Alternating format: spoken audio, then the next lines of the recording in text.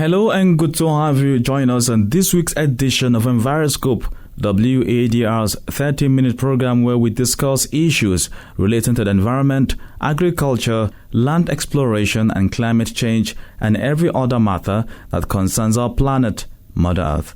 We are streaming live on WADR.org and on radio 94.9 FM, Dakar, Senegal, in the Gambia via Numi FM Banjul, in Nigeria on Albaraka Radio, Bauchi State Northeast, and in Ghana via Radio Part 95.1, Damango, Savannah region. I am Abdullahi Hassan, your anchor. Today's edition of the program is on inclusive agriculture and food systems, with particular emphasis on Senegal, a country whose mainstream economy is derived from agriculture. Also, are you aware that millions of people around the world today are food insecure, and billions can barely afford a healthy diet, resulting in many health challenges for humans? More than 3 billion cannot afford healthy diets, and 2 billion are overweight or obese. 462 million are underweight. And without access to financing and debt relief, developing countries are struggling to invest in food systems that can reach all people with the nutrition they need to live healthy lives. This and many more coming up in this week's edition of Enviroscope, a half-hour environment program on West Africa Democracy Radio, Dakar, Senegal, and streaming live on WADR.org. To begin with, what is inclusive agricultural growth and development? Today's focus of the program. Ogebirika has more in this report. Inclusive agricultural growth and development focuses on small-scale farmers. This thematic area includes interventions for increasing agricultural production, agricultural processing, and market development to make agriculture an engine for the growth and development of rural areas and employment for youth. The main topics addressed comprise rural development, inclusive value chains, innovation and support services, productive infrastructure, and local development, as well as financial innovation to access credit and better risk management. At the moment, experts say agriculture is feeding the world's 8 billion people, but at an unbearable social and environmental cost.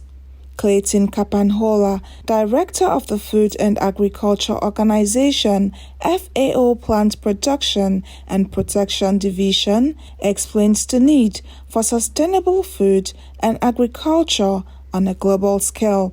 Sustainable food in agriculture is something that's one of the most important issues for food security, for nutrition, for improving livelihoods. We cannot keep the level of natural resource degradation that we have now, so this is unsustainable.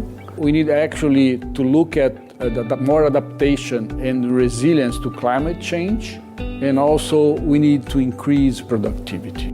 Asked about the measures, Kapanhola again speaks. We are not just looking at the production, but also we need to consider the enhancement and the protection of the natural resources, basically the ecosystem services and biodiversity. The concept of sustainable food in agriculture also considers the improvement of livelihoods, well-being, and gender equity. So a good governance is essential to change the policies at the country level, to change the way that the ministries work together, the way that we can better integrate, for instance, the Ministry of Agriculture, Ministry of Natural Resources, sometimes Environment, Forestry, and so on. Scientists in the meantime are looking at how agriculture can go hand in hand with increased biodiversity, such as in flower and herb-rich grasslands, and how farmers can be better rewarded for investing in changes. Among other things, they are advocating for the launch of future visions that show how food can be produced within the boundaries of nature and the living environment. Ogebirika reporting there. Sustaining or promoting inclusive agriculture may be a boost for ecological market gardening, which small-scale farmers say is godsend, as strawberries bring hope, land and credit benefits, and green jobs help build socio-economic resilience.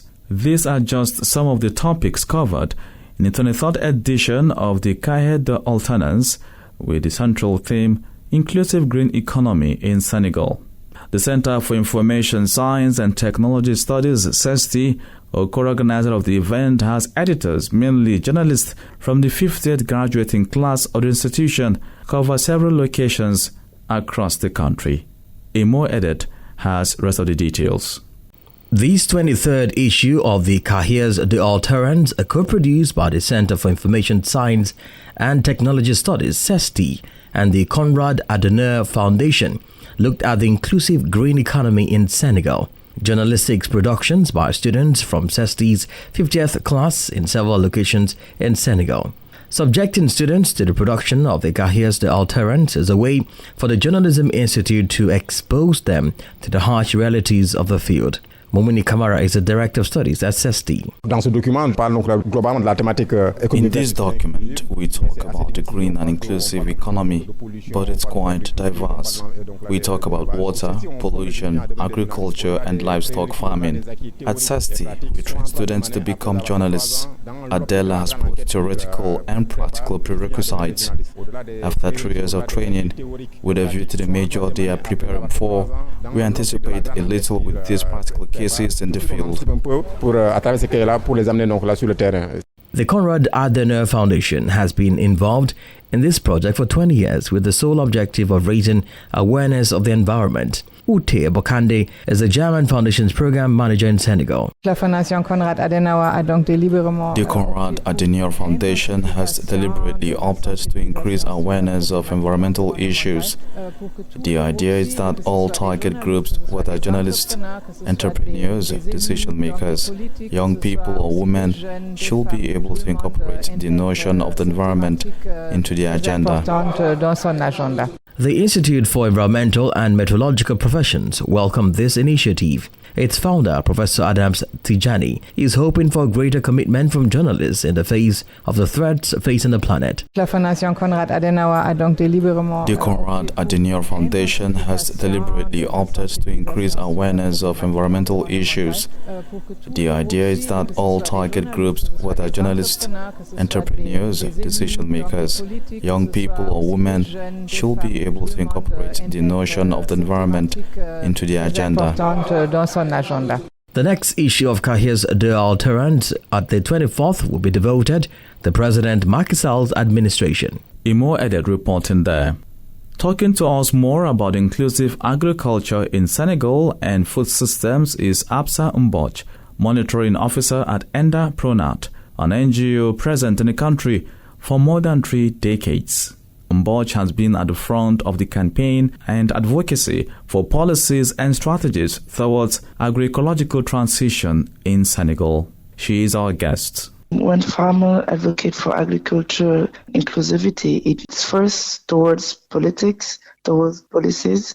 They need to have inclusive policies that ensure agricultural policies prioritize inclusivity, gender, equality and social equity, mainly by considering the needs of smallholder farming, women and youth, and they also need that inclusivity to adopt a bottom-up approach in policy formulation and implementations, because politics right now they currently need to address the lack of technologies that are tailored to small-scale agriculture. Here in Senegal, agriculture is about the primary contributor to the GDP and about the fourth on a larger scale, the source of income, mainstream source of income to the country. But would you say that so far agriculture has been inclusive, or if the government is tilting towards ensuring an inclusive agricultural sector? I will say that it is not that inclusive yet for the moment. I will also say that the government this past decades is really trying to improve that, but it is still not very effective.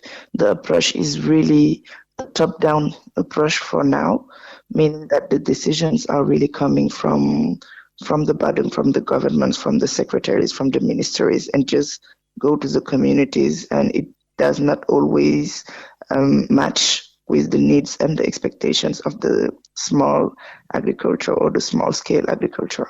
What seem to be the challenges in achieving this inclusivity? The first challenge is there is not enough services or state departments or detachment of the state agencies in the local territories, because they say that they elaborate the demands or the policies based on the community. That's what is wrote in the paper, but that is not what is currently being done. And the challenge is, for me, it is a lack of understanding and a lack of communication between the state sometimes, or the government and the communities, because they just sometimes talk to people that are not really representative of all the community, and it makes the translation of the need not really correct. So another challenge will be the local knowledge. We don't support farmers enough in conserving and promoting indigenous crop varieties or traditional knowledge, which means that when we have policies that comes from the top, it does not always match with the realities of the producers. So should Senegal achieve inclusivity in the agricultural sector, the reverse of the things you said are those needs that must be done, right? Like have more departments created to improve the linkages between the government and the farmers. But let's talk about the role of CSOs or NGOs in the agricultural sector. So when it comes to NGOs, which I'm part of, so most of the NGOs here in Senegal truly focused on sustainable agriculture, agroecology, and raising awareness of consuming organic food. We really also work on making propositions to the government in regards to how the politics are currently written. And the way we do that is really we do national consultations when we go and talk to thousands and thousands of producers within the country. Then we just take their proposition that we most of the time publish in a document that is directly given to the ministry or the authorities of the government, so they can take into account those problems. From some of your research work and findings, especially during your interactions with the thousands of farmers across the country, what were some of the major obstacles that they told you they face almost day in, day out on the field or when it comes to farming? One of the main challenges really was about water management. Mm-hmm. Most of the time, producers just in many of the areas we went do not have access to water, or the water is already polluted, meaning that they just have to work on pluvial agriculture. So when it rains, is the only time of the year that they can produce, meaning 3 months over 12. And that is one of the reasons why they have difficulties to maintain their food security. What did they say were some of the factors responsible for the water pollution? Depending of the area, when you go, for example, to the eastern part of the Senegal, from Tambacounda to Kédougou, it will be mining. Mainly that is one of the principal sources, because they have those companies that explore gold that are based on that area. So the chemical produce that they use is what is polluting the water. When it comes to other area, most of the times it is due to chemical agriculture, the use of chemicals. People use many chemicals and they polluted the water grounds, which then just is a consequences of not being able to use the water, but also it can lead to water salinization. So, which also is one of the factors that make people abandon their lands because they cannot use the water properly anymore, so they can produce there. So let's go on a bit further. Let me take you out of Senegal. Do you feel that this sort of disconnect between the government and the farmers, which should have ordinarily promoted inclusivity in the agricultural sector, exists in other countries in the ECOWAS sub-region? I actually can confirm that for many of the countries in West Africa face the same issues, because lately I have been in Ouagadougou for a regional program that we are trying to put into place. And there were countries like Burkina, Mali, Niger, Cote d'Ivoire, and other countries. And most of the facts I gave you also applies in their country, but they are at different levels. But I have to highlight that in some of those countries, such as Burkina Faso, I was really, really marked by the fact that their producers' organizations are really engaged and are a little bit more organized than ours in regards to, for example, the use of organics or of organic fertilizers, or sharing those practices, or also commercializing their products. So in certain aspects, I feel like some countries are more in advance or are more experienced than we are right now. And in other aspects, such as advocacy or just political dialogue, we are a little bit more advanced than others. How can we just swim out of this problem? Because if 65% of arid lands in Africa are good enough for us to harvest crops, how comes we are still talking about food insecurity? Because we do not, we are way too dependent on these countries for the inputs that we are having in our current type of agriculture. We invest more in that chemical agriculture. We invest more in that traditional agriculture, someone call it, instead of actually valorizing or actually just practicing sustainable farming practices. Because one of the main problem and one of the main reason we are dependent is we always try to find ways to put other chemicals in our lands. We should just adapt. So maybe people will say that I talk a lot about agroecology, but this is really what I find as a solution. So we really should adopt these practices, such as promote organic farming, crop rotation, intercropping, and agroforestry to improve soil fertility and water management for the sake of our biodiversity conservation. And finally, what do you see as the future of agriculture in Senegal? I am hopeful because I will say this: since 2019, when it comes to the openness of the governments in regards to sustainable agriculture, meaning we're just trying to find synergies between that modernity part and the traditional part. And these past few years, I have to say that the government is really trying to encourage that. The actors are trying to encourage that. The producers are getting aware. There is that awareness raising, and also young people are more interested in agriculture. They're really entrepreneuring. We have young entrepreneurs in agriculture sector. We have people that are succeeding. So it means that the attention or the interest that people had on agriculture is increasing.